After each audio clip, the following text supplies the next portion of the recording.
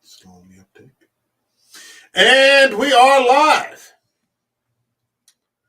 So, welcome to episode 228 of An American Werewolf in New Jersey. I am the American Werewolf. In the house tonight, we've got Eric from Hey Internet Eric here. Thank you for joining me once again, man. Of course, man. It's always good to sit down with you and talk some Stephen King. You know my requirement now. I missed the Dead Zone, but I told you if it's King on this channel and I'm at home, I'm there no matter what the movie is. Sounds good to me. Let me ask you quickly: have you actually read the book Cell? I have not. Neither have I. I remember when it came out because Entertainment Weekly made a big deal of it, and they published like the first chapter. Way back when it came out. Okay. And a buddy of mine at work at that time, he was a huge Stephen King nut. But I am now taking up the task of reading all of King's works in publication order. So I'll probably get to Cell in the next 20 years. You know what I mean? Yeah, I was going to say, that includes rereads. So you could be there a while. Okay. Yeah, I'm currently in Eyes of the Dragon, so it's going to be a bit. Okay. All right. Well, I have not read Cell, and I had not seen Cell until today. Same here. I sat down and I watched it, and I'm ready to go. So if you are, shall we kick it off? Absolutely. Boogie Boogie.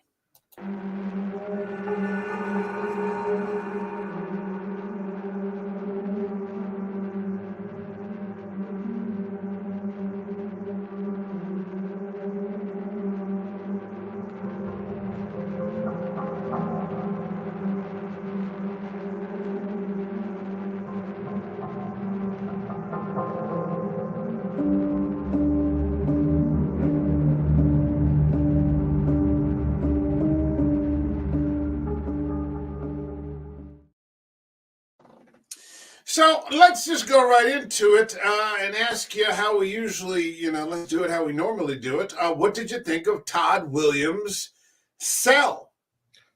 Initial thoughts, I'll say I knew the air quotes basic plot. I went in really enjoying that opening scene in the airport. Okay. I really like the performances. Okay. But for some reason, I don't know what it is. I think maybe halfway through, I kind of started to tune out a little bit. And then I wasn't pleased with the ending. But what kept me enthralled is I thought Sam Jackson was great. I thought John Cusack was great. It's always good to see Stacy Keach in anything. Yes. So that was it. Yeah. Overall, I was pretty happy. Yeah, I mean, people were downplaying this and bagging on it, and so I went in not expecting anything, and I enjoyed the film. There are far worse films that have, Stephen King attached to them. Oh, God, that, for some reason seem to get raves.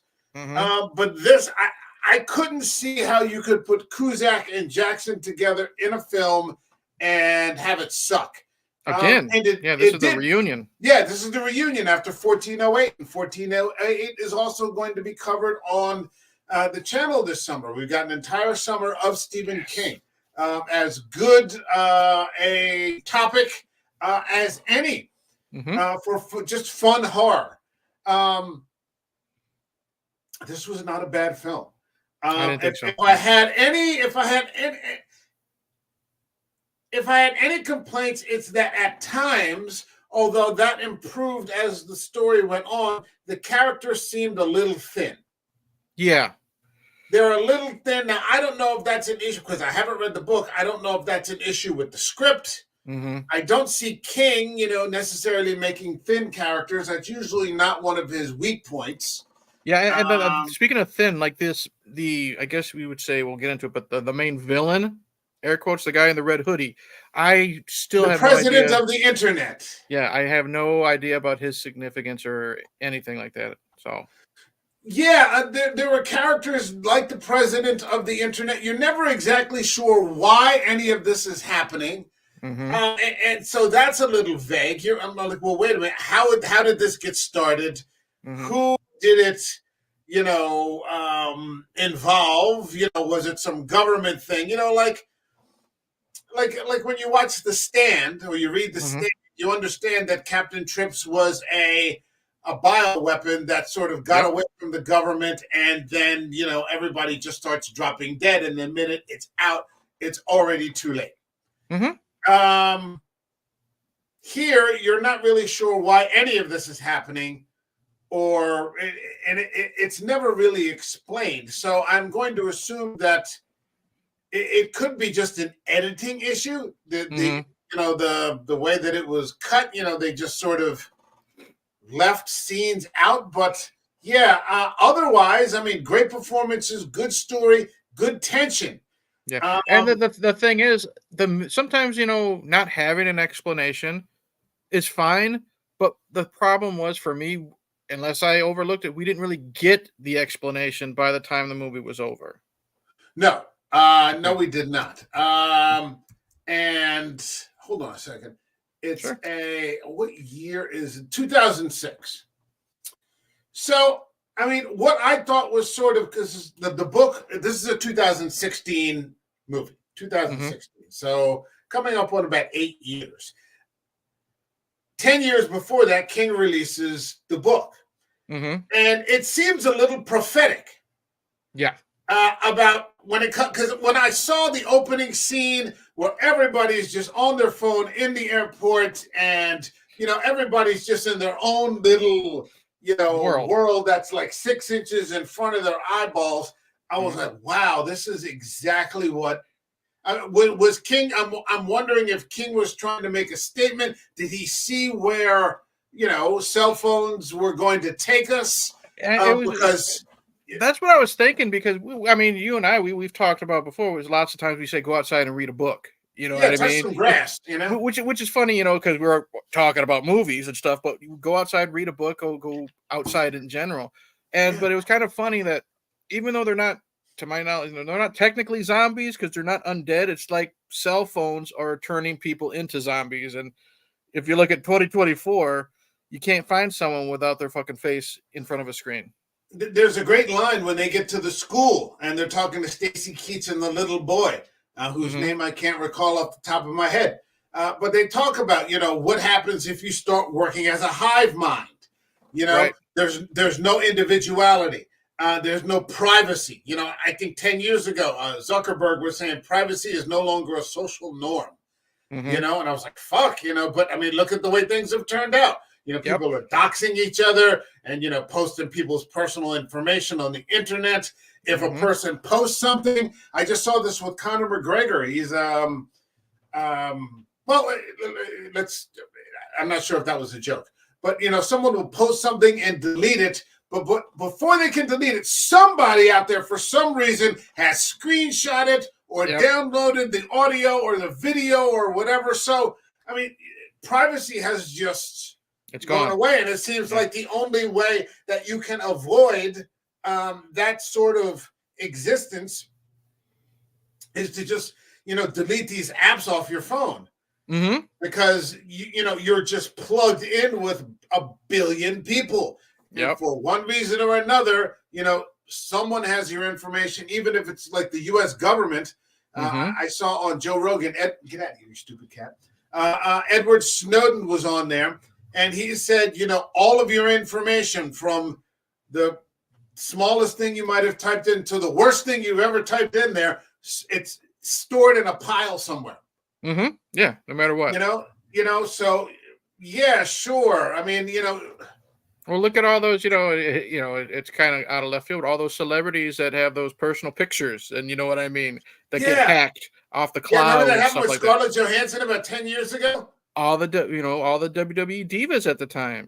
Paige had all her private videos. Oh, did she really? Okay. And Victoria and Charlotte, they were all on the internet for everybody to see. That's how I found out about it, because it was everywhere saying, "Did you see what Paige can do?" and stuff like that. And yeah, it's a scary thing when you think about it. Yes, it is. Yes, it is. Your sense of self. is it can be easily made unstable. Yeah.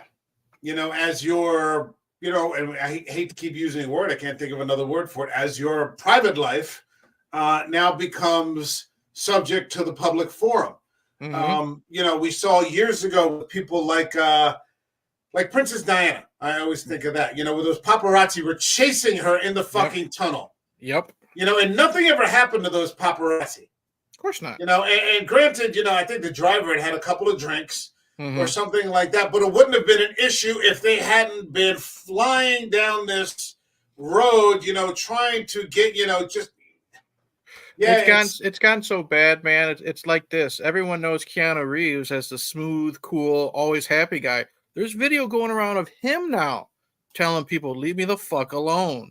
Yeah. And if it's someone as calm and collective and, he's basically like America's sweetheart, you know what I mean?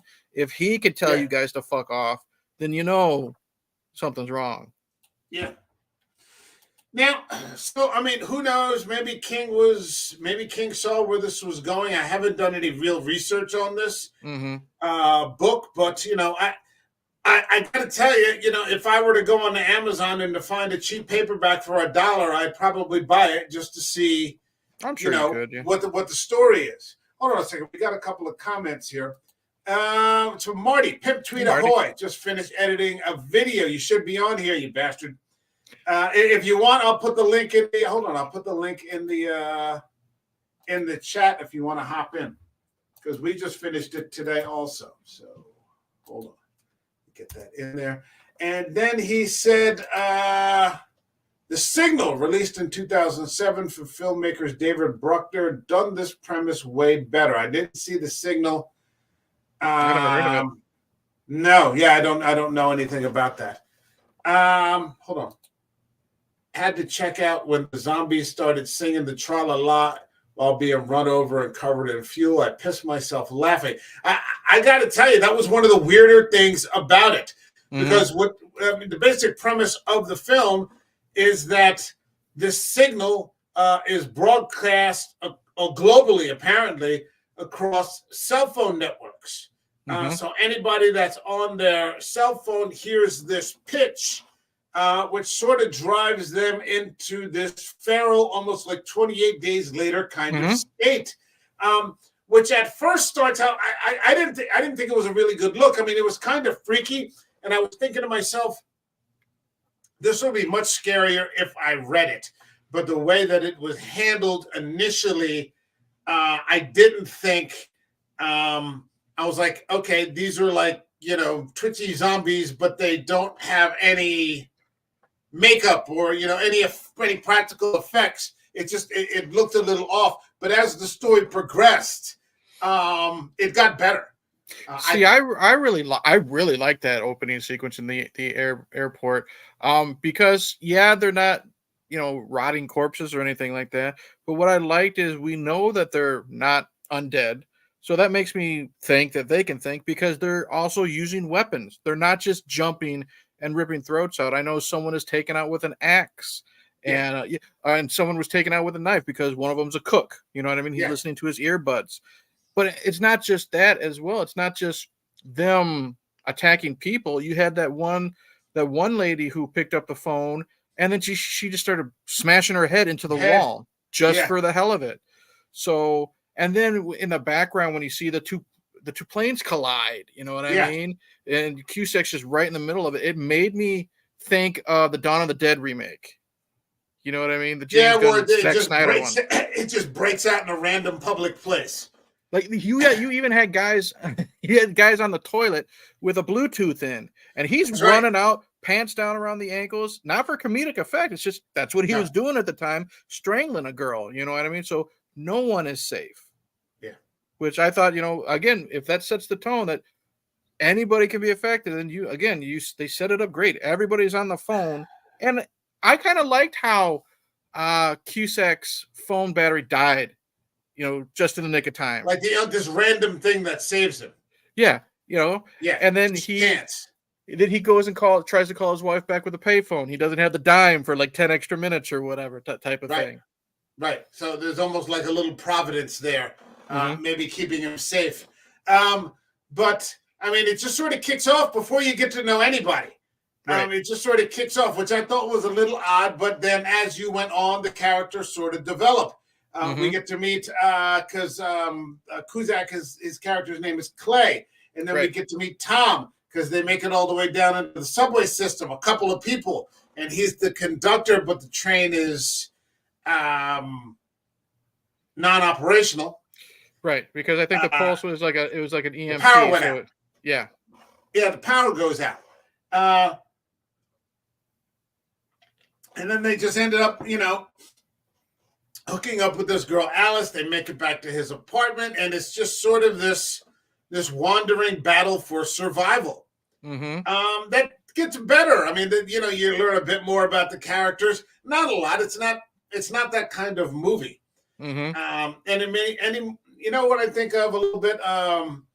Remember that movie Dark Was the Night with Kevin Durant that we did? Yeah, it's a bit like that. Yeah. It's not, this great exposition of character. It's not The Shawshank, or anything like that. It's much more of an action-driven kind of horror. Yeah, you're figuring everything out as the cast is figuring everything out. I really liked Alice's introduction. They're sitting at the table. I think they're eating or drinking coffee or something. They hear a knock at the door, and I think Cusack has some goofy throwaway line. "Are you normal?" "Yes, of course I'm normal. Let me in." That type of stuff. And she comes in. Her shirt's covered in blood. She's holding a kitchen knife and she's shaking. And you find out that it's because she just had to kill her mother. Yeah, she had to. You know what I mean? Kill my what mom. A way to meet somebody. And then he says, "Oh, my girlfriend's got some clothes. You could take a hot shower." She says, "Thanks," but she's so paranoid that whole night. Like when she lays on the couch, she just stares at them. You can tell that she's so uneasy and she doesn't trust them, even though she's tweaking bad. Yeah, even though you can tell, she can tell that these aren't normal people as of right now. You know what I mean? Right. But she still she can't trust them. I was very surprised there wasn't more betrayal in this movie. Everybody that they meet is sort of on the up and up. They're tweaks and varying degrees. And I do love that lit alcohol is such a prominent thing in this movie. Everybody's drinking all the time. Everybody's just, coping. They're doing their best to cope, with what looks like to be some sort of apocalypse, a cell phone apocalypse. It really is kind of a radical idea because it's not a bite. It's not an infection. It's whatever's coming out of your cell phone is driving you crazy. And it's causing everybody to act exactly the same way, which is exactly what cell phones have done to society. Whether it's, complaining about, movies or Hollywood or whatever, whether it's politics, whatever, people just repeat the same lines over and over again. Everybody's become, these large groups of hive minds. Yep, exactly. And then you bump into the other hive mind and, there's this buzzing and then, it's scary. It's kind of scary. It's kind of scary. I like that there were guns in this. They quickly went for some guns. I love how, they each have a weapon, a hand-to-hand type weapon. And I love how the first house that they decide to go into is the one with I'm a member of an NRA, and then you can pry my gun away from my cold dead hands type of bumper stickers on the house. And there is a little bit of levity here. Sam Jackson, he's got a crowbar. Cusack has a baseball bat. I don't remember what Alice has, but Cusack's like, let's go see if they have guns. And Sam looks at him. He's like, "I'm a black man holding a crowbar. I don't fucking think so." You know what I mean? And then they all just switch here. Just take she hands him whatever she has, and she hands him like a lead pipe or something like that. He's like, "Oh, that's much better." You know what I mean? Stuff like that. It's not the greatest script, but the performances. It's one of those things where I think there's a lot of lifting going on. And the quality of the actors involved helps to lift the story and the movie overall, because I'm like, I want to see what happens. If it had been some no-name guy, I probably wouldn't have cared. But it's Sam Jackson, so I want to know. Yep. If it had been somebody else, I wouldn't have cared. But it's John Cusack, so I want to see if he's going to make it all the way to the end. Is he going to find his son? you know, and so that counts for something. Mm-hmm. You know, even though the script is not the greatest, you know, or maybe the editing is not the greatest, you know, it's choppy and there are lots of holes, you know, that aren't explained. It's passable. It's a passable movie, and I've seen people praise movies that were far worse. Oh God, yeah. Even in King's universe, look how, like, I have my moments of laughing at it, but it's an awful film. Look how much praise like Children of the Corn and its 200 fucking sequels have. You know what I mean? Yeah, Frank over at The Harsh Truth was covering that the other day, and I'm like, what the fuck are you doing, man? Mm-hmm. Fucking really, Children of the Corn? Jesus. Or there's even worse. Like, you know how big of a fucking cult following like The Mangler or Graveyard Shift have, and you know Graveyard Shift. I've never seen The Mangler. The fucking the short story is fantastic. Oh yeah, it's got a great cast. Like Robert Englund's the lead villain. Toby Hooper directed it. Ted Levine from Silence of the Lambs is the detective. You got all that mixed together. You think it's going to be something good, and it's just it's crap, in my opinion.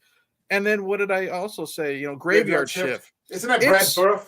Brad Dourif plays the exterminator. Yeah, Andrew Divoff is in it. You know, it's got some moments, but it's also trash. But people praise it. They're like saying this movie is fucking great, but they'll shit on Cell. Yeah, I mean, I get it. Tastes are different, but I just don't understand why this one is shit on so much. People have bad taste. You know, I've got my problems notwithstanding. Some I've already said, but it's far from a garbage movie like a lot of people are saying. No, it's not. Now I saw the ratings overall on like IMDb, and it's like 4.4 out of 10. I'm like, really? Yeah, I don't get that at all. Really? I'm like, how does that happen? Jesus, no. I mean, we got to see Stacy Keach. Keach. I can't remember the last time I saw Stacy Keach. It might have been American History X. For me, it's either American History X, or he was on a television show on Fox, if you remember, called Titus, with Christopher Titus. He played Christopher Titus's smart-ass dad, kind of like the dad from that 70s show, but in modern times. He was really fucking funny in it. But he's another one of those guys that just shows up, you know, and he's in this movie, what, 10 minutes? If something that? Like that. Yeah. Yeah. But he draws you in. What's up, motherfucker? Oh, hey, Marty. I thought I reviewed some shit in my time. My God. Don't think about it. You have reviewed some shit in your time. I have, but I wouldn't fucking... I take the piss out of Jen, but I wouldn't be cruel enough to expose her to this. How really? Did this You gotta be shitting me. I've seen some of those movies that you've reviewed. This is like... Hey, they're fun. This is fucking like Dr. tragedy, Zhivago, right? Compared to, you know, some of those things you've reviewed. Oh, fuck off, Mike. Look, the fact is, how do you fuck this up? It's Stephen King. It's a zombie movie. It's John Cusack and Samuel Jackson. Mm-hmm. I mean, law of averages say you should get fucking quality regardless. And we got this. We got fucking this. Let me put it to you this way. What would you watch, this or Children of the Corn? Am I smoking weed at the time? No. Nope, you're sober. You're sober. Probably Children of the Corn. Get the fuck out of this chat. I'm not. Fuck you. It's been a while since you booted somebody. You know, this nonsense. No, you know, I mean, I don't know. Tod Williams does not have a huge, you know, like library of, you know, he's not an auteur or anything like that. But yeah, I mean, it's not a bad movie. It's just not. It has its problems. There are holes. The plot is thin. But yeah, I don't understand. Okay, like, how about this, Marty? Aside from the scene where you said in the comments where they're all, you know, covered in the fuel, what else was it that you actually didn't like about the film? I thought the initial kind of breakdown at the airport I thought was cool, and then as it went on, it just became comedic. Really, I just thought it was I was like, this is a fucking hoot and a holler, and just. I think the other thing is, are we getting into spoilers? Oh yeah, always. 10 years old, yeah. That ending was like. Have you read the book? I've not read the book. My friend read the book and said the book is fantastic. Yeah, and it has a different ending. Yes. They saw this movie and they fucking loaded it. Maybe that's what bends people out of shape, people that have read the book and see a completely different ending. But because that's what put me off with The Mist.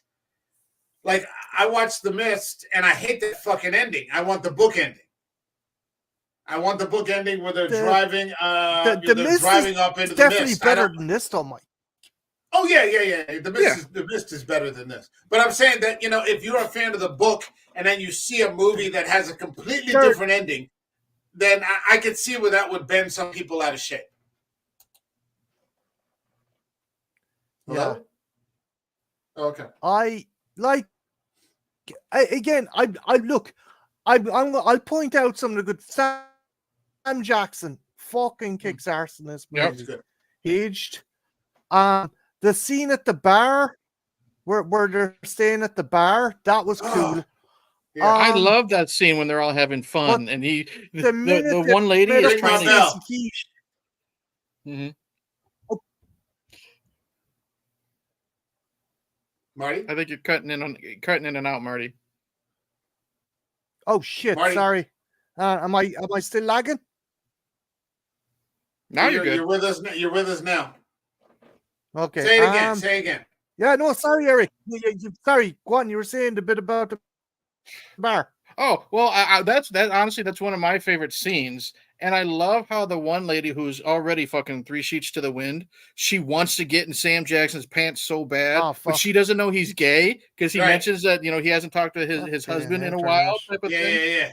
So that was a lot of fun. I thought it's kind of like I always go back to the fucking scene in the Suicide Squad. When you have all the shit happening, and it's just finally they have a time to relax, to let their hair down, and just have a lot of fun. And it's nice to see what this group, after what they've been through, you know what I mean, the deaths and all this stuff. Cusack's actually looking for his wife and kid, that they can actually just relax and chill for a half hour to an hour before they go through the shit again. And I just thought it was absolutely brutal when Alice gets hit in the back of the head with that fucking bat, and the sound of her skull. You're like, oh my god, like that bothered me. Not like I'm like, oh my god, I can't watch it. But I was like, fuck. Like I realized without realizing it prior that I actually gave a shit. Did you think she was going to survive? Yeah, I kind of did. I thought it would be one of the other two. I figured it'd be Cusack or Jackson that didn't make it or something like that. I figured she would. She was harmless enough. She didn't have like the red ensign shirt on. It didn't seem that way.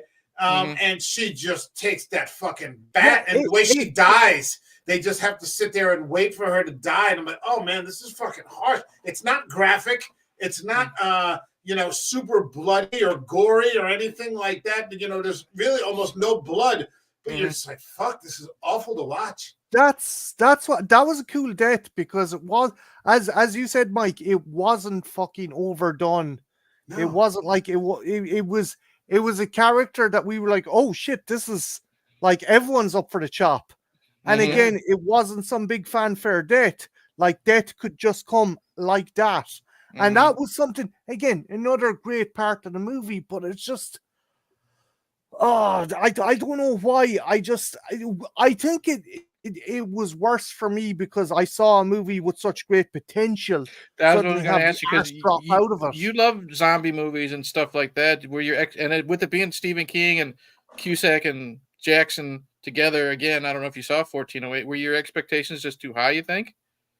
Yeah, I'd say so, because again, you two fucking acting titans, and no fault on them. I think so. The script was a bit ropey as well, in parts. The script was like, I felt ropey? As in, like, there was moments of really good dialogue, and there was moments where it felt like someone wrote the dialogue in fucking crayon and a napkin. Just my opinion. Not all of us. If I'm not mistaken, I thought I saw that Stephen King had something to do with the screenplay, And Yeah. historically, he is not known for writing a really good screenplay. It's usually better if you turn it over to somebody else. So, I think he co-wrote the screenplay on this, which could have something to do with, the way it sort of lags, especially if he's co-writing. Because you may get the one person doing a great job over here, and then all of a sudden he'll just drop something in, or vice versa. That's why I don't like. I don't necessarily like too many hands on a steering wheel. It's like just let one person take it in the direction and go from there. But Mike, honest to God, I know he was involved, but this made fucking Maximum Overdrive look like King fucking Lear. Seriously. No, this is way better. This is way better than Maximum Overdrive. Come on, bro. I love Maximum Overdrive, for all the wrong reasons. It's a definitely a fun movie, but the Maximum Overdrive is schlock. This is not schlock. Yeah. To me, it's apples and oranges. Well, it didn't want to be schlock. Then it turned into schlock, and then it fucking dropped further. Where was the schlock? Again, that fucking scene. I was like, okay, the two boys are in the truck. They're fucking drinking whiskey. They're getting ready to do this. It's a tense scene. And then it's just them bouncing up and down in the truck. And everyone's singing that fucking song. And then poor fucking Stacy Keach out of nowhere. If you're going to blow up a truck, expect shrapnel, okay? Stacy Keach just gets fucking... I'm like, this was another one of those movies. Well, it's another one of those movies where ordinary people just get chewed up doing ordinary things. The Mist was kind of like that. I was very prepared. And so this was another movie, I thought, when you've got like this. Can you hear me? Yeah. Mm-hmm. Yeah. Okay, you've got like this apocalyptic thing happening, and you've got, some guy who runs a rail, runs a train. The other guy's like the headmaster of a school. And trust me, nobody knows less about things than teachers. You've got people who, it's guys like John Cusack's like a graphic artist. I mean, look at that guy, Ray. Ray actually thought it was a good idea to try to stay awake for a week, until he had like a psychotic break. Like his character, the one thing is that his character is disposable, the Ray character. Because you could have taken him out of there and it wouldn't have mattered necessarily. But I mean, he's just in there just long enough to, put that suicide thing around his neck and then, clack off. The only reason Ray's there is just so John Cusack could get the bomb in the truck. Yeah. And I think that, that would have been something that probably plays off better in the book. To read about a Ray, or it could also be just a little bit that the performance wasn't that great. No, I liked the girl he was with. I liked the girl Ray was with, and I liked the fact that she was the one. I think they called them callers or phoners or something like that. Yeah, phoners. The one that they held hostage so they could use as like a signal or whatever or a early warning system was her own brother. You know what I mean? Yeah, that was pretty dark for me. You know what I mean? Yeah. Yeah, when the music starts coming out of their mouths all together. That was like weird. That freaked me the fuck out. I'm like, what the fuck is? I'd never seen that in another movie before. Where everything's just kind of working together. Yeah, Marty, did you hear what we said in the beginning about it being about prophetic? the music and how you found it unnerving and stuff? No. What we were saying at the very beginning, how maybe do you think King had something prophetic in mind as to how people's lives have been taken over by cell phones? Do you think he saw something in 2006, where he's like, fuck, where this is going is not good? See, the thing is, I had seen maybe the director took influence from the Stephen King book, but 2006's The Signal, I think, or 2007's The Signal, done this premise way fucking better. And do you think they copied off the King story? Because King's story dropped in 2006. Possibly, the main form of transmission was not only phones, but it was also televisions and any kind of electronic device. And you follow 4 different characters. Again, that movie has its own problems. I think maybe what happened here was studio interference, and the movie could have done with a bigger budget. And I think everything felt rushed, and as a result, it didn't have for me, it didn't have the impact it should have. The one thing I will criticize, like I said, I kind of agree with Marty. I'm not a big fan of the ending. You know what I mean? I'm not a big fan of the ending. Like I didn't like I didn't mind that Cusack wasn't successful. I didn't mind that he ended up becoming part of the Hive, I guess we'd say. I just didn't like the fake out. You know what I mean?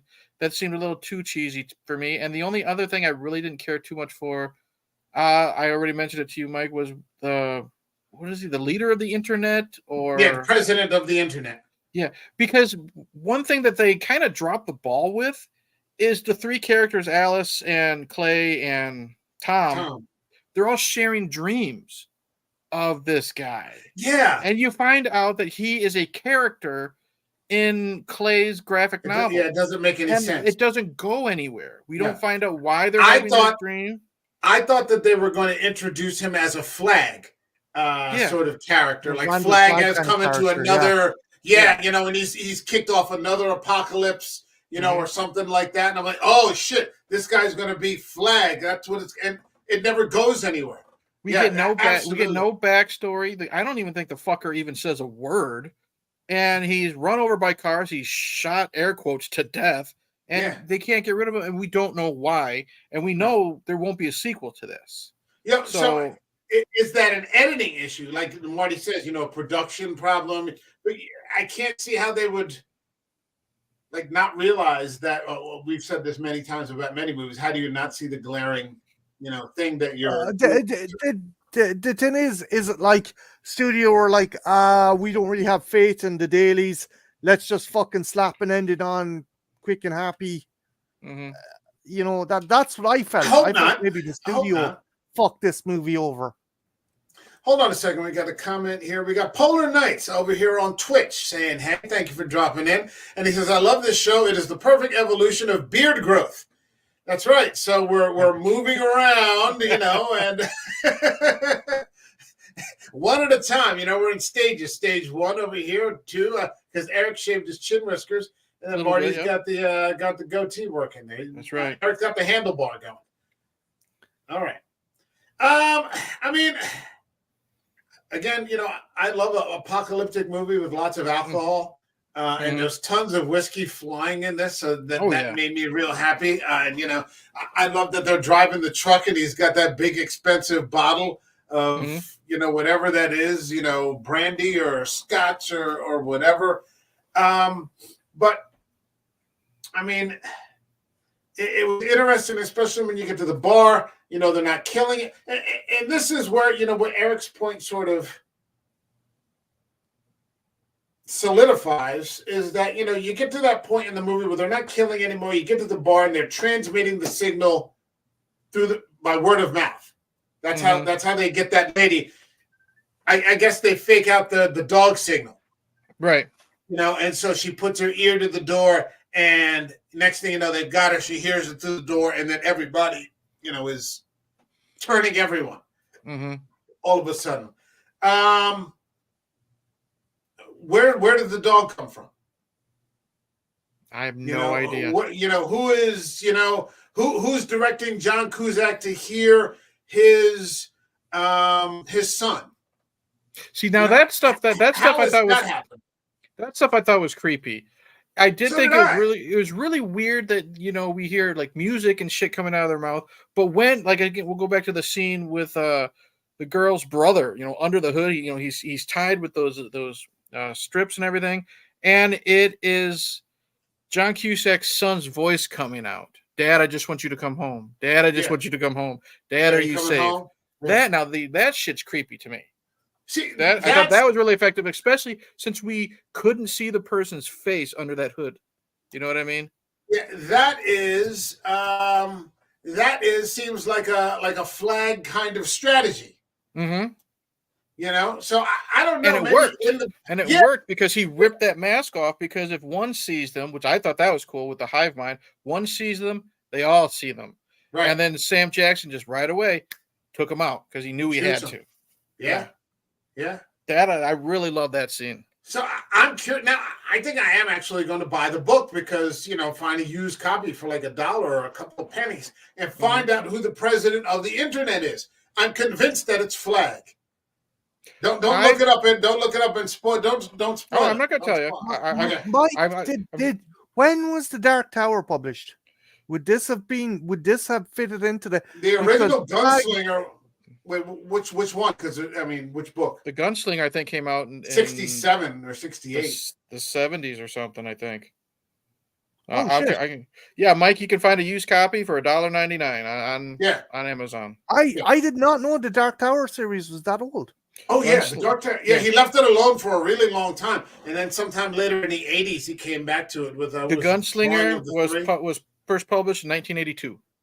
Yeah, see, because I know he likes to bounce these characters between books and stuff. Yeah, and Flag has turned up in a number of different fucking books. So yeah, he's in The Stand. He's in Eyes of the Dragon. Yep. Yeah. Which is even more depressing because it's like, we didn't get Flag. I think the cardinal sin of this movie is it had so much potential, but didn't live up to fucking said potential, and it done some goofy shit that took me out of the movie, and that's sad because you are right, Mike. This should be fucking solid gold. Mm-hmm. I wouldn't. It didn't tank for me. Maybe because I heard so many people shitting on it. I think it has flaws. It has holes. But I didn't find it to be a terrible movie. I just didn't. I was curious. I wanted to see what was going to happen next. I didn't find myself checking out or staring at my phone. I was clocked in on what was happening on the TV at all times. I enjoyed the performances.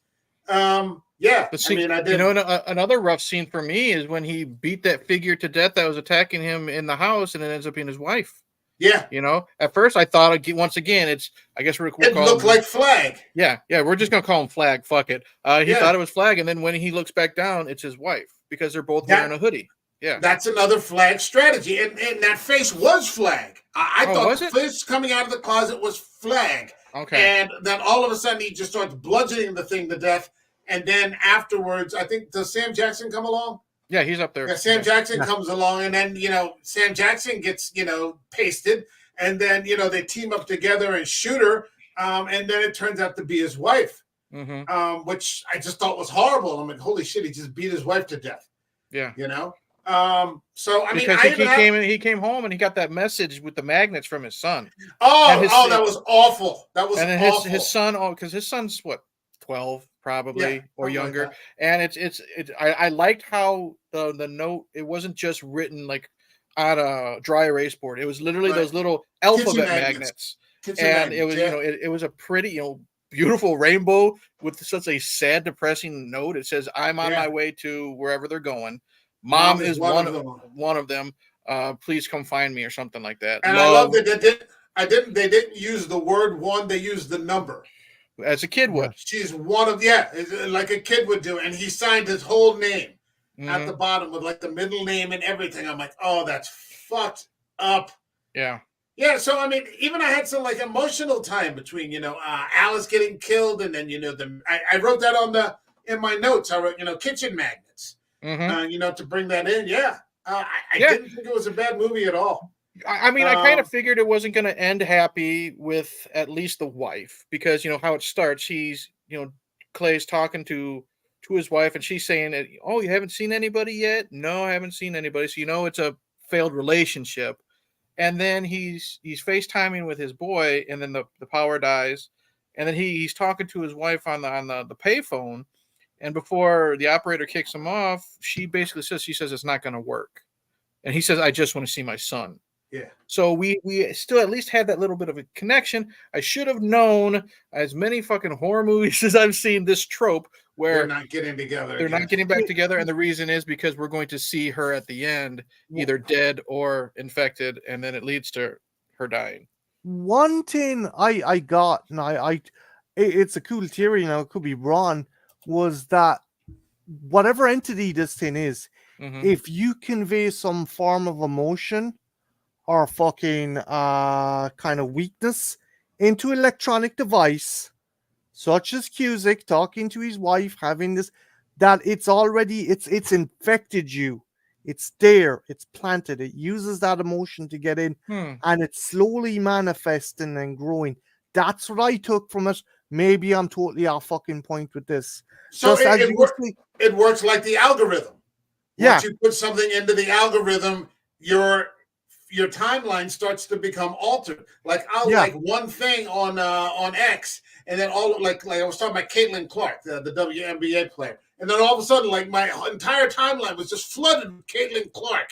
You know, pros, cons, people in the middle. I'm like, fuck, man. I didn't mean for it to work out like that.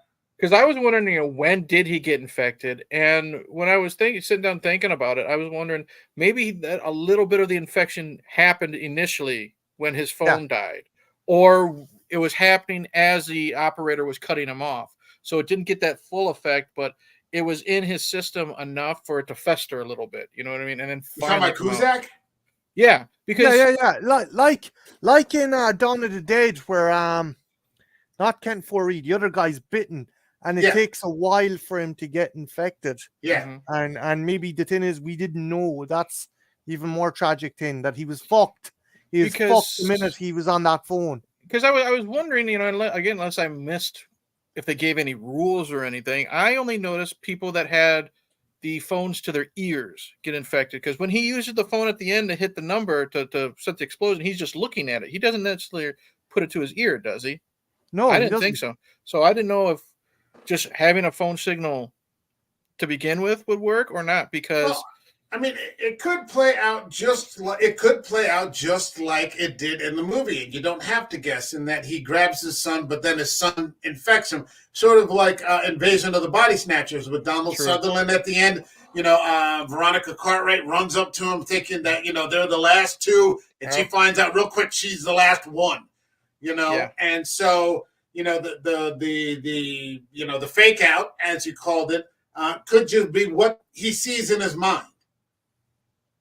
Could be. That was my interpretation. What he sees, like when he's running, that's what he sees in his mind, and so he's in this sort of contented until because the signal tells him to do something else. Because if you think about it, obviously the explosion never happened because that tower still has to be there with all those other phoners or callers. I forget what we're calling them.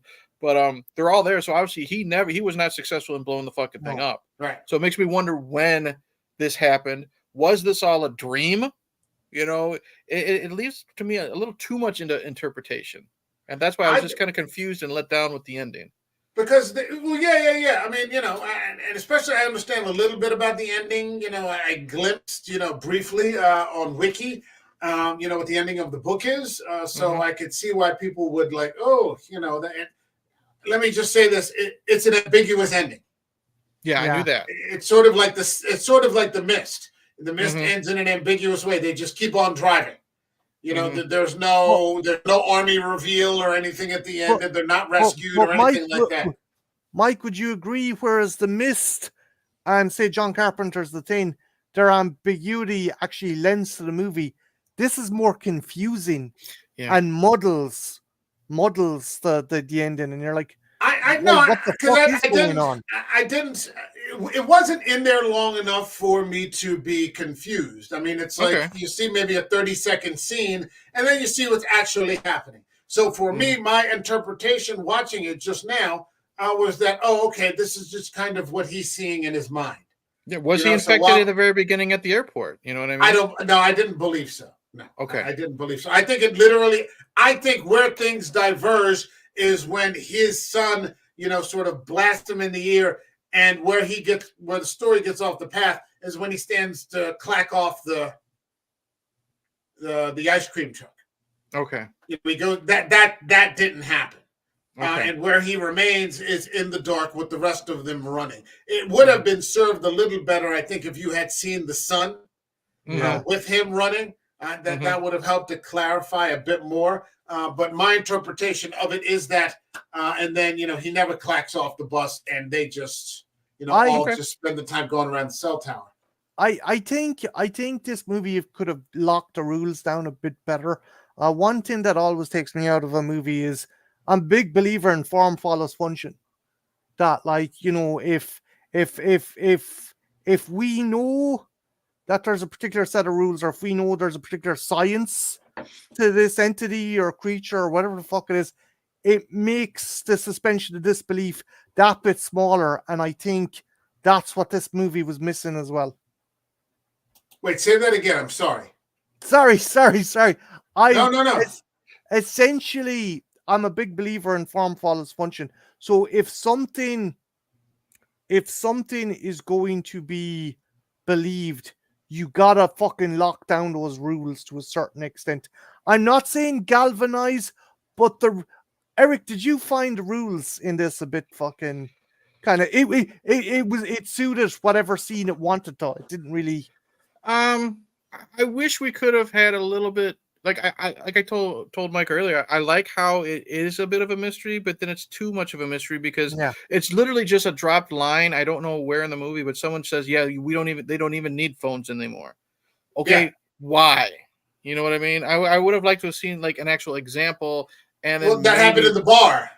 That happened in the bar when it's just they can scream the signal into each other's ears. They become the transmitter themselves. They're not killing each other anymore. They don't need the phones. You don't need to hear it anymore because the phoners can just zap you. And that's what happens between Johnny and Kuzak. He just zaps his own father. And I think that was the major problem is because we didn't know what, like I said, for lack of a better term, Flag's end game in this. Yeah, or whoever's end game. Like, where does this come from? We don't even know if Flag has something to do with it. Really, he's just kind of a random walking boogeyman. You know what I mean? It'd be different if it was like The Road, like Cormac McCarthy's The Road with Vigo, which is just a man-made apocalypse.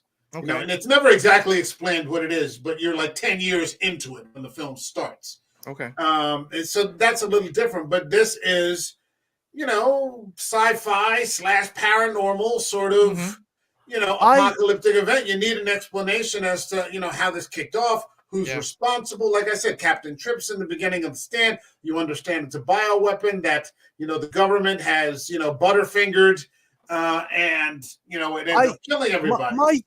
Mike, I could give it a bit more leeway because there is the whole thing. If you're in the middle of an apocalypse, we all think, oh yeah, we're going to go off and find a cure. No, you're not. If you're in the middle of the fucking apocalypse, you're 9 times out of 10, you're probably never going to know what the fuck happened. You're never going to know what started the zombie virus. You're never going to know what fucking opened the dimensional rip. You're just fucking trying to survive.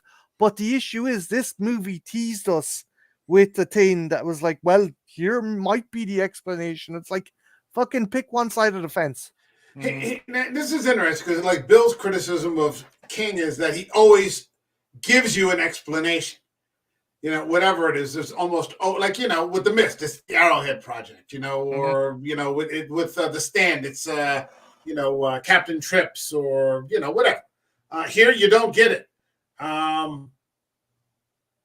And if you didn't get it, I'd be fine with it. But don't give us the president of the internet then. Right. Exactly. Then pull that character. Yeah, pull that character completely. Pull that character completely out of there, and you've lost nothing. You've actually added something by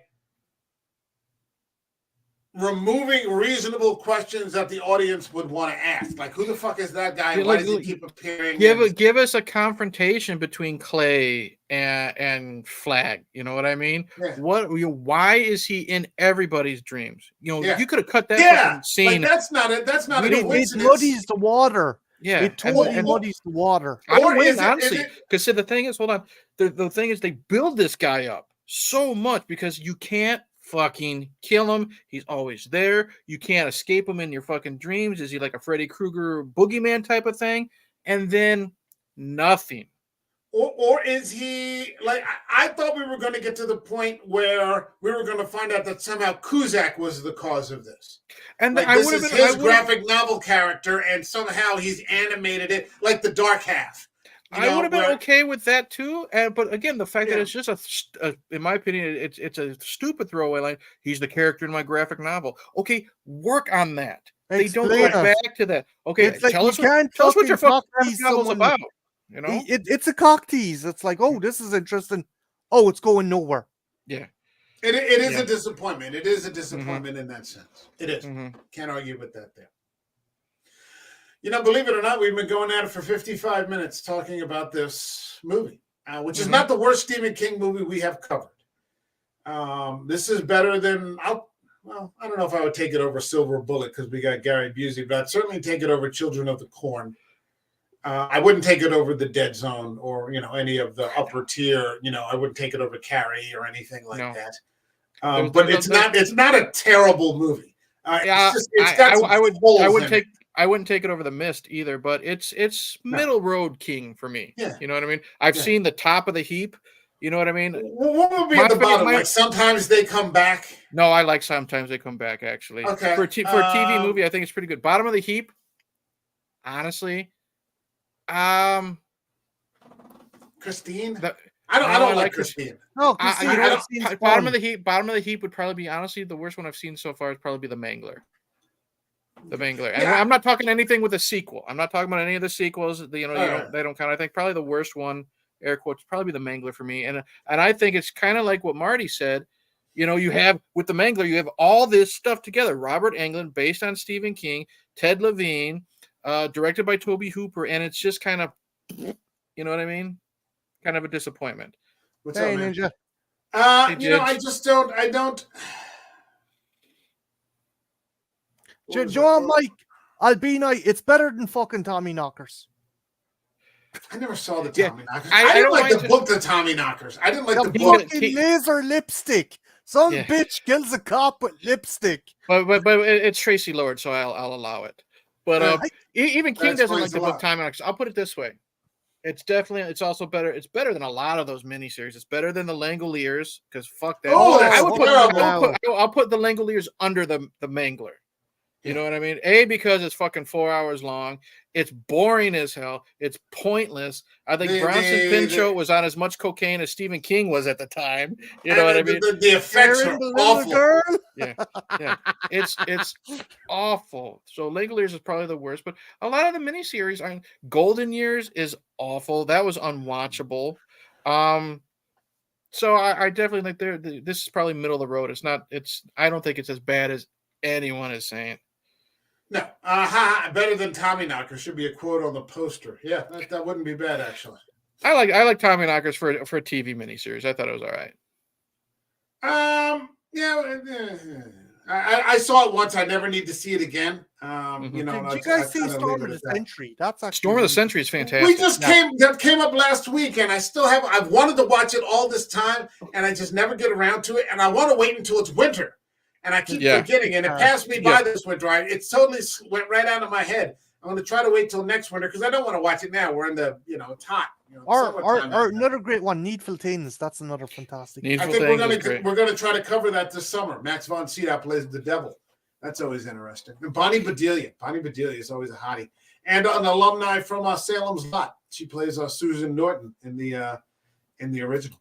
I like Tommy Knockers and the Langoliers for what they are. Okay, Mike, you can get a DVD. You can get a DVD, Mike, of Storm of the Century for $10 on Amazon. Okay, well, I think it's on Hulu right now for free. Oh, okay. Well, there you go. Even better. Yeah. Watch that in wintertime. Do not watch it. Yeah, it wouldn't hold up now. It wouldn't make any sense. All right. Is there anything about this film that we have not covered that you would like to address? Not really. Like I said, it's a really good cast. I was very excited for Cusack and Jackson to be together again because I know we're planning on talking it maybe 1408, which I think we're going to get to 1408. That one. Summer. Spoilers. I love that one. Yeah. And it's also Cusack's third Stephen King because he's also in Stand By Me as Will Wheaton's older brother. So it's always good to see like a returning cast coming to a returning universe, I guess you would say. So and they show why they're as good as they are. Those two guys are great, and I liked 10 minutes of Stacy Keach was cool. Yeah. Yeah. All right, Marty, anything? I did hear that this movie was in development hell for a period of time, so that might be another piece of the jigsaw puzzle right there. Okay. All right. Well, let's get to the part in the stream then where we're just topping over an hour, where we rate the film. This channel has a rating system that goes from 0 to 5 up by halves. So 0, 0.5, 1, 1.5, all the way to 5. Excuse me. So 0, for example, would be I'd rather eat a large pizza topped with mayonnaise than watch this movie again. All the way to 5, which is this is cinema, this is the destination, this is why I discuss films in the first place. Eric, what would you give Tod Williams Cell? I think my criticisms are pretty legit. Like I said, with the ending, the pointless use of like I said, a flag as we're calling them. I would have given it a 3.5 if they pulled the flag character out, but I'm going to give it a solid 3. I think we have great performances. Like I said, I love the scene in the bar. Some of those death scenes are brutal, in my opinion. But that useless character, the potential of where him as like a final boss, to quote The Rock, could have been something, and it just kind of wasn't. But in my opinion, out of 5, 3 is still a pretty solid score, especially when I didn't, with the reputation that this movie has. Okay. Yeah, like I said, on IMDb, it gets 4.4 out of 10. So that's 2. Not even 2.5. 5 would be 2.5 on equivalent to this channel. Marty, what do you got for us for Cell 2016? I'm going to be generous and give it a 2. Okay. Wow. Okay. All right.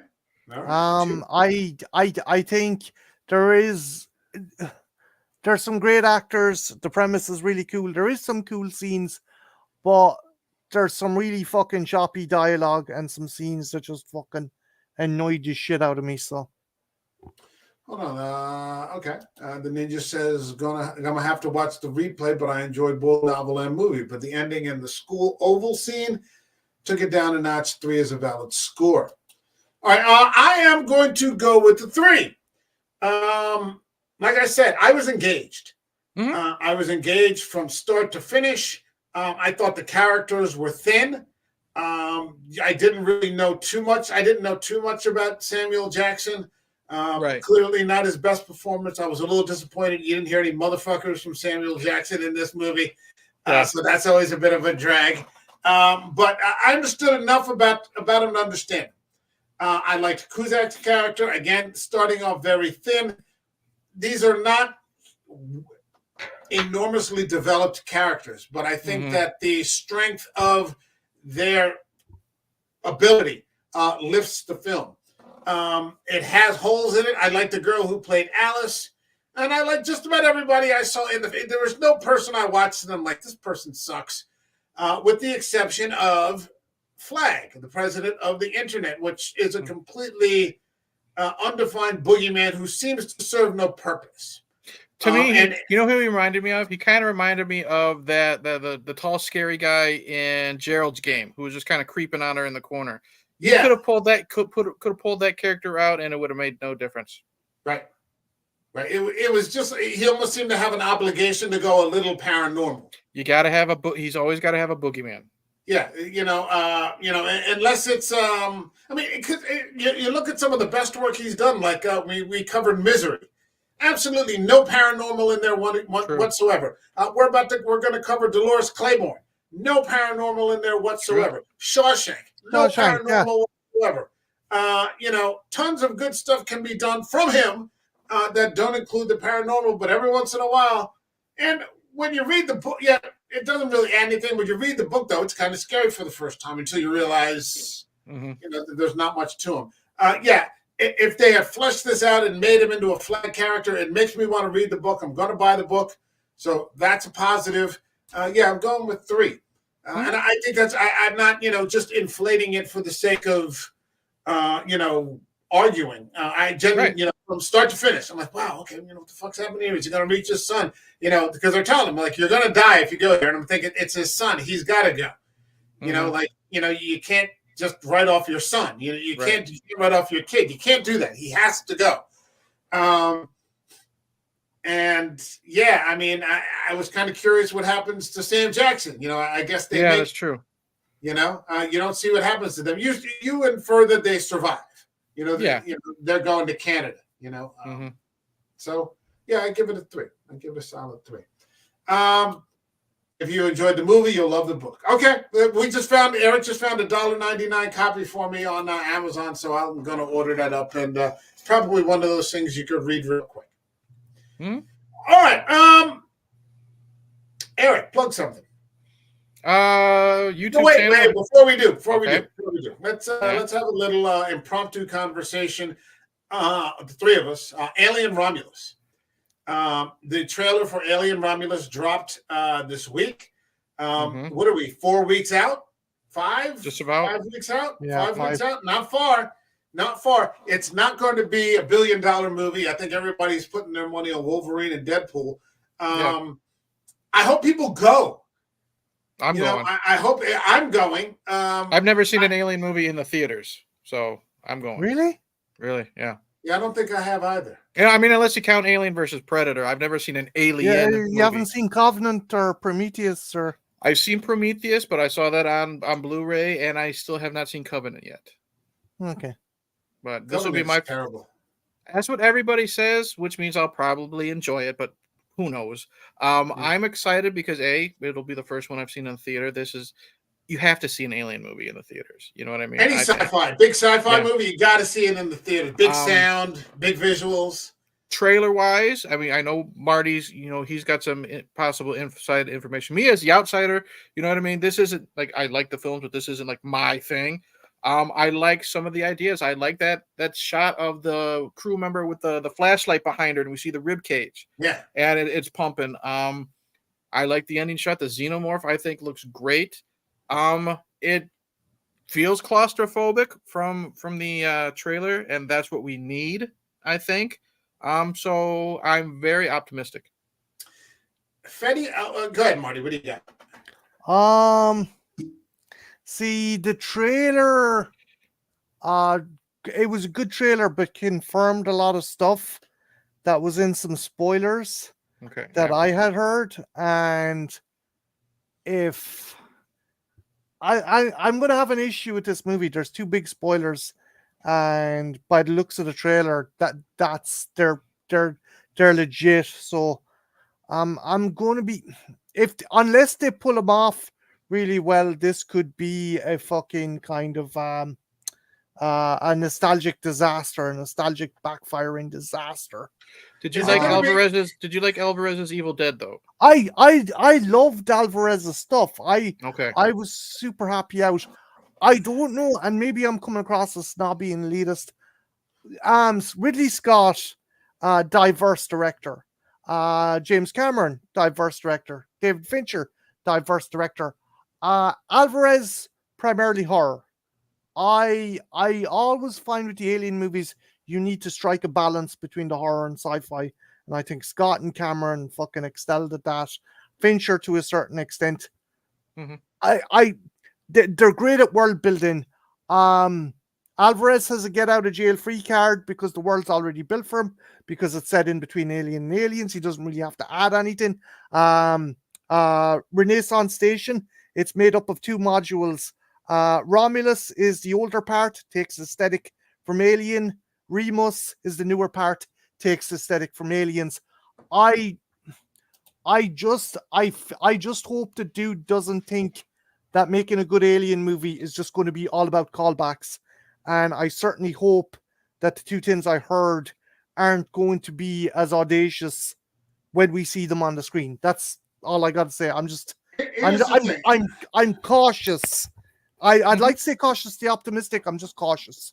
Here's my question. Would it be a nostalgic problem only for the people like the 5% who are, don't take this the wrong way, I'm just going to use this term, that are bean counting. Like for the average fan that just goes in and wants to see a fucking alien movie, do you think it's gonna? I can't say because it's two huge fucking plot lines, and if the fucking story is tethered on these lads, they better have an explanation and a fucking reason for it. Okay. That's all I'm going to say. All right. Well, we're going to find out in a few weeks. This may be the movie that I'm looking forward to the most. Okay. Maybe more than Nosferatu. Oh wow, that says a lot. I know you're psyched on that one. Yeah, because Eric, you're going to disagree with me here. I'm not looking forward at all to The Crow. It's okay. I don't want to see it. It's not my. Yeah, I knew that because I knew you didn't like the director either. Yeah, and it's the whole calling him Eric Draven again is a little on the nose, but but this I think is the movie that I'm maybe looking at, because I'm not really looking forward to, like, I'm looking forward to rolling my eyes at Deadpool and Wolverine. Yeah, because it's like never ending one fucking liners. Every Deadpool movie, and I'm just like, Jesus Christ, can't we just like stop for like 2 minutes, without another one liner, and I don't dislike Deadpool movies, but like I'm never going to own one. Unless this somehow turns I get into what you're saying, else. Mike, because Deadpool movies are fun, but yeah, it's like watching a hyperactive toddler on fucking sugar. Yeah, it's like some riddled out fucking it's like some geeked out fucking 7th grader, who's got severe ADHD, and they can't sit in the chair, and they're just sliding down under the deck. You're like, what the fuck are you doing? That being said, me and my friend already have advanced tickets for Wolverine and Deadpool purchase. No. Do you know what? I'm looking forward to it because fucking Disney have been either trying to fucking try too hard to please certain demographics or do this or do that. This just looks like dumb fucking fun. That's what I want from a comic book movie right now. Is I just want dumb fun. I want, hey, there's a reference right there. Hugh Jackman as Wolverine is one of my favorite cinematic characters because I've been, with him through this 20+ year journey. So it'll be fun to see him. And one thing I'll say about Wolverine and Deadpool, it made me want to watch the last 2 X-Men movies. I rewatched Logan. Probably this weekend I'm going to rewatch Days of Future Past, which is my favorite X-Men film. So it's making me want to watch the movies that came before it. It's getting me pumped to watch those again. All right. So all right, we got that coming up. We got The Crow. We got and Alien Romulus. Those look like the big ticket items over the next 6 weeks. So yeah, if it just turns into like a bloodbath alien movie, that would be fucking awesome for me. If it just turns into like a fucking Fede Alvarez bloodbath. Gore fest, like pushing the envelope. I'd be fine with it. I see. That's what I'm worried about as well, Mike. Because if you look at the first 2 Alien movies, the bar Hurt's death, they're not that graphic. Yeah, I don't care. I want to see it. I want something different. Like I don't want the same movie, with the same music and the same, like then what's the point of watching? It's like the 3rd Deadpool movie. I'm like, the only reason I'm going to watch it is because of Hugh Jackman. Okay. It'd just be the same thing all over again. I just don't want it to turn into something that's like a cheap ticket slasher.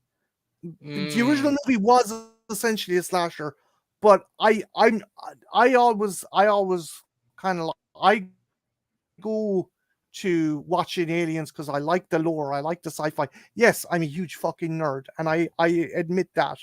But I'm a big fan of world building, and if this fucking contributes to that, that's grand. But if this we've already had 2 Alien versus Predator movies, and they sucked. So like the standard has continually dropped since Cameron's Aliens in what, 87? I'd beg to differ with you there. Aliens in 87? I mean, every movie has been, I guess you could argue, which one is better, the first or the second, but then the third one, It's not as good as the first two. The fourth, not I as mean, good as the they're third not two. terrible movies. I own all of them. Right. But You if know, you're me going and to me and be, Marty have a soft spot for the third one. I'm not saying that they're Resurrect- terrible movies. I'm just Right. saying that as it goes on, like, law would you say that? of Hold on a diminishing second. returns. Wait. Let me finish what I'm saying. Would you honestly say that Cameron's movie or that Fincher's movie is equal to Cameron's? No, I I don't think so. That's what I'm saying. Okay, so we would. I actually think it's better. Oh, okay. Okay, all right. So, and the fourth one better than Okay. either of the first two. It's fun, but it's. Go ahead, it's say it. I want to hear fun. this. This is. No, I'm just kidding. Alien Resurrection exists to me. It Yeah, exists. fun. I enjoyed it. I like Michael Wincott, and I like Ron Perlman, and everybody's. It's fun to watch. Mhm. It's fun, but I'm saying that there's been a steady decline. I get you. Prometheus Prometheus brought me back. I really like Prometheus, I but love it's not really an Prometheus. alien movie. You know what I mean? You understood what he was trying to do. It was very ambitious, and unfortunately, he just didn't pull it off. But visually, it's just beautiful to watch. It's beautiful. Oh, you'll never get an ugly Ridley Scott movie. No, Even a shit Ridley Scott movie looks gorgeous. this is better than It's beautiful to watch. Beautiful to watch.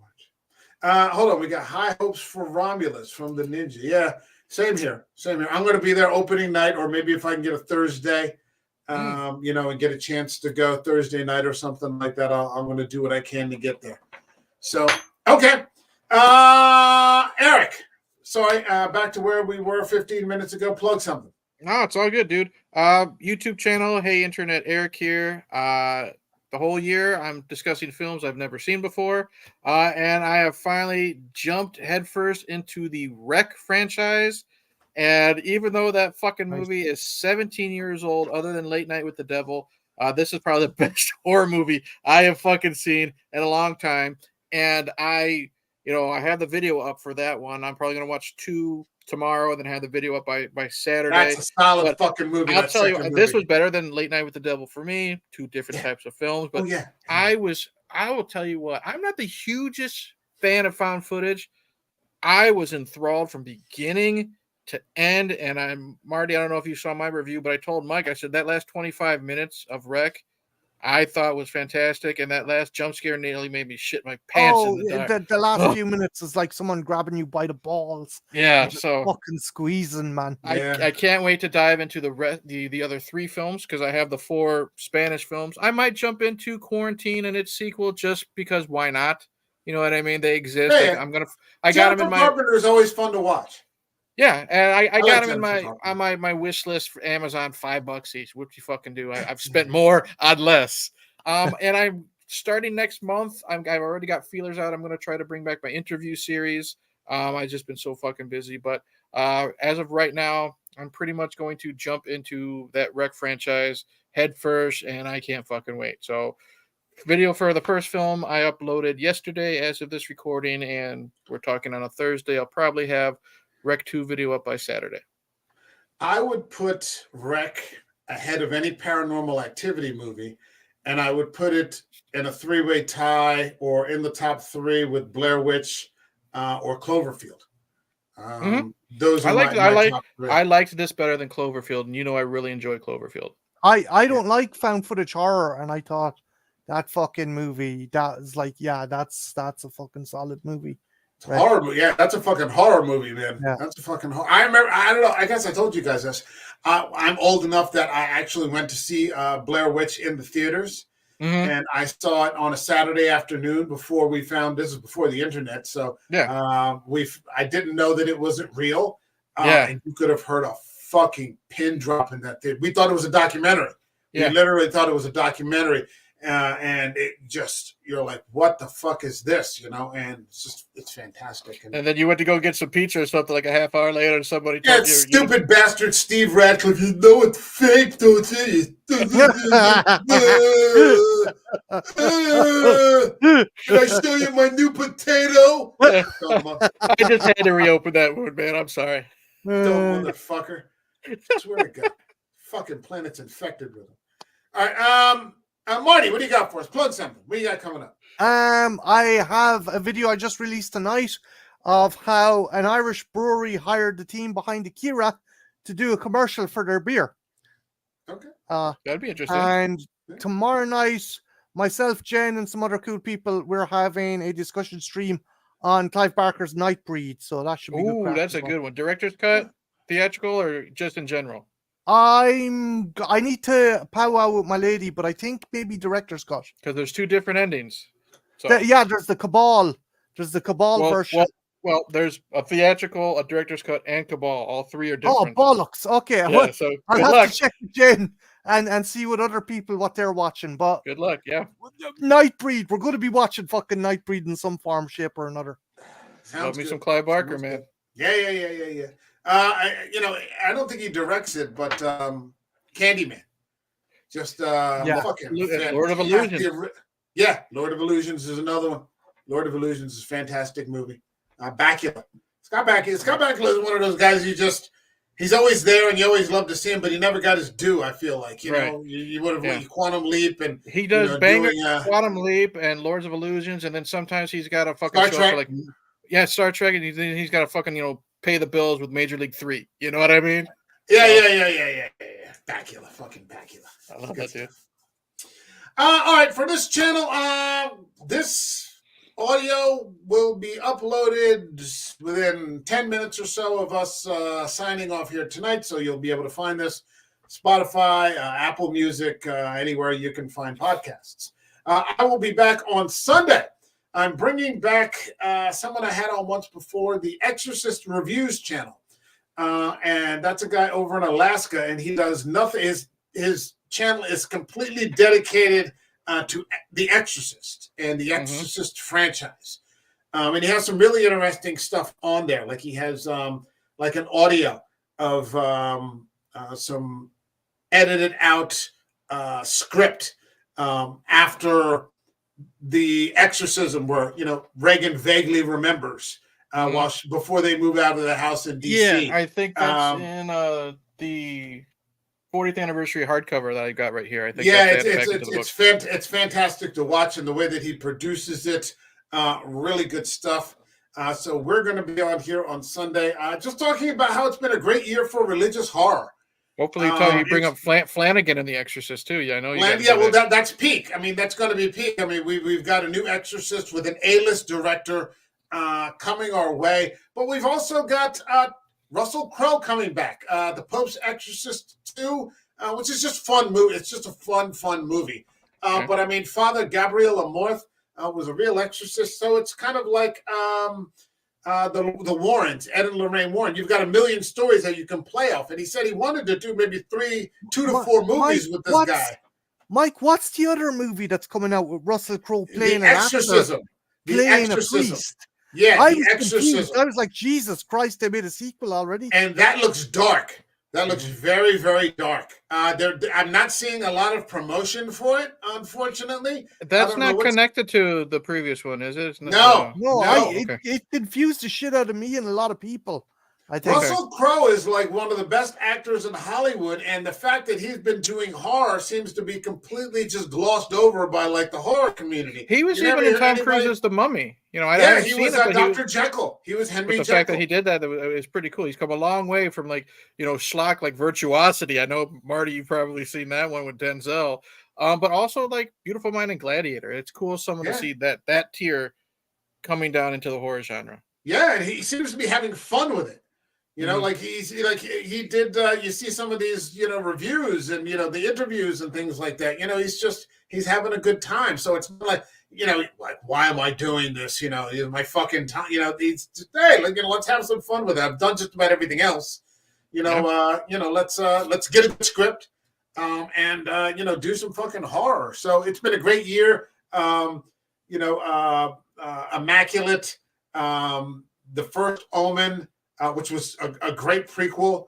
Now, this guy, he's coming out again with The Exorcism. We've got a new Exorcist film coming. The whole Conjuring universe. I mean, the era of the slasher is kind of, diminished right now. What's peaking right now in horror seems to be the religious stuff, Late Night with the Devil. Yeah. That seems to be, what's on top right now for horror. Things always change. unfortunately, I heard that the Brian Fuller attachment to the Crystal Lake series Yeah, I fell think apart. A24 or something dropped out. I think it's another legal It's gonna- thing between it's gonna be Victor shit. Miller Yep. and Sean Cunningham. I think they still can't just shut the fuck up and then try to make some money together. Is what I And think the you know, problem is. I mean, if you've seen Hannibal, then you know that Brian Fuller is bringing a fucking A game Yeah. to what could have been the biggest turd, which is recasting Hannibal Lecter. Really, I said that. You know, Yeah. The great thing about this is when it comes to this kind of stuff, I'm coming. Maybe it's just where I'm at in life. Like when I'm wrong, I'm like really happy because then I get something better than what I thought. And so, you know, you're going to fucking recast Hannibal Lecter. Really? You dumb motherfuckers. And, oh, my God. I mean, just beauty. You like Mads more than Hopkins, don't you? Oh, yeah.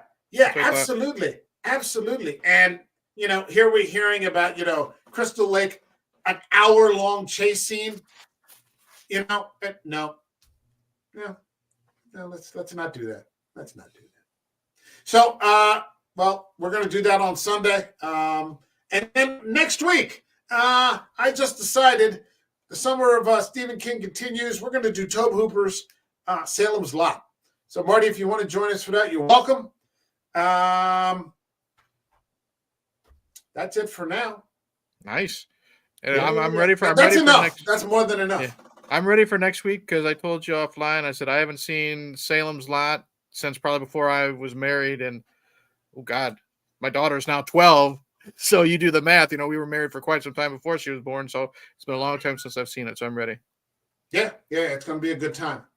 All right, my thanks to Eric from Hey Internet Eric here. And my thanks to the Trash Picture Show for stopping in and chopping it up a little bit with us here. I will put the links to their channels in the description, and we will see you all in the next video. All right, take care, everyone. Have a good Cheers. God bless you. Bye.